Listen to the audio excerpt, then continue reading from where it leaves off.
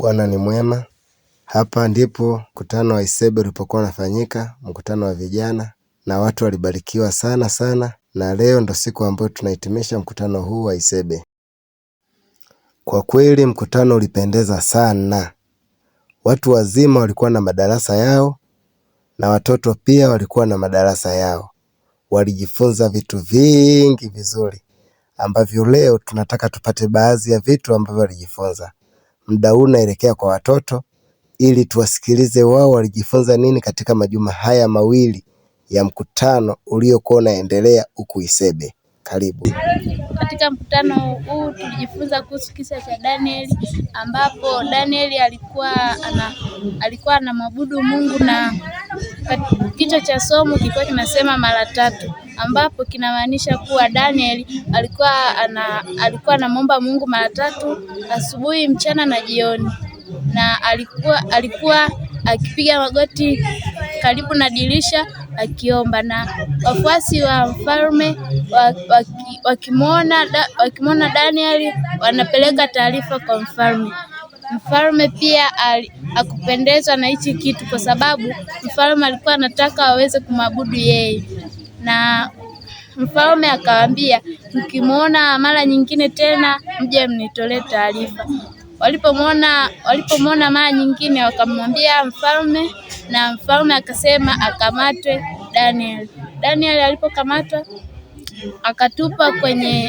alitupwa kwenye tundu la simba, na katika hilo tundu la simba aliweza kuomba na Mungu alifunga makano ya simba.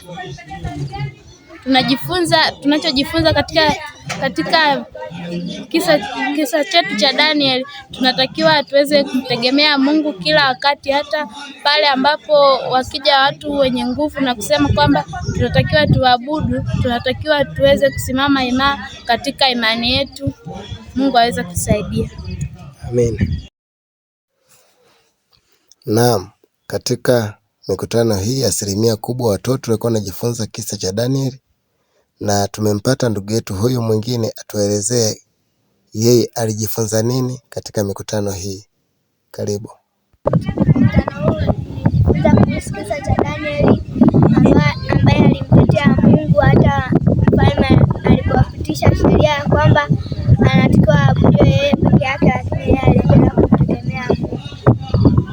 Naam, hao walikuwa ni watoto na mambo waliojifunza yalikuwa ni mazuri kwa kweli. Sasa muda huu unaelekea kuonana na wanatimu ambao walikuwa wanaendelea kuhudumia mkutano huu wa Isebe. Hivyo basi tupate changamoto au mafanikio walioyafanya katika mkutano wa Isebe. Karibu. Tunapenda kumshukuru Mungu kwa kuwezesha kutufikisha mpaka siku ya leo. Tupo kwenye ifoti ya Isebe huku, tukiwa tumeanza siku ya tarehe 23 mpaka kufikia leo ndio hitimisho.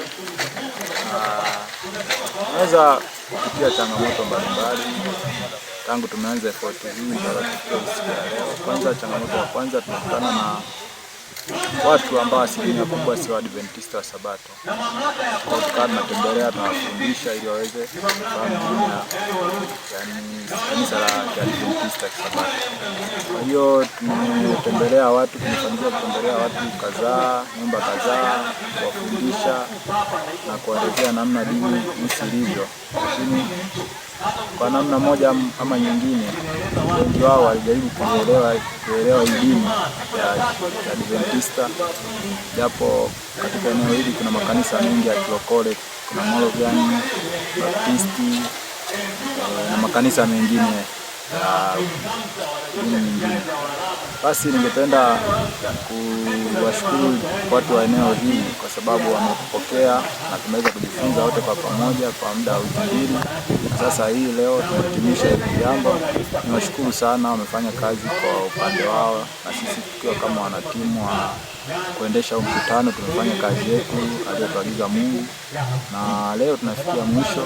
Basi sina mengi zaidi ya kuwashukuru wakazi wa eneo la Isebe na maeneo mengine yanayozunguka mtaa huu. Asanteni sana na Mungu awabariki. Bwana ni mwema. Tunamshukuru Mungu kwa kutulinda kuanzia siku tunaanza effort hii ambayo inafanyika katika kanisa la Katumba tawi la Isebe. Pia tunamshukuru kwa kutulinda mpaka sasa hivi tuko salama, na muda huu tunahitimisha effort yetu, lakini kuna changamoto ambazo amezielezea mwenzangu, ambazo pia katika kwenda kualika watu, tulikuwa tunaenda asubuhi ambapo watu walikuwa wanaenda kufanya kazi zao, lakini Mungu ni mwema, muda wa jioni tunapoanza mkutano wetu watu walikuwa ni wengi na mahudhurio yalikuwa yanaridhisha. Watoto walikuwa wanahudhuria kwa madarasa yao, lakini pia watu wazima walikuwa wanahudhuria na walikuwa wamezidi kubarikiwa. Asanteni sana. Naam, kwa kweli Mungu ni mwema. Tumeona jinsi ambavyo kazi ya Mungu ilikuwa inafanyika, japo kulikuwa na changamoto mbalimbali, lakini hawakukata tamaa. Waliendelea kuifanya kazi ya Mungu, na Mungu awabariki watu hawa ili kazi yake izidi kusonga mbele. Amina.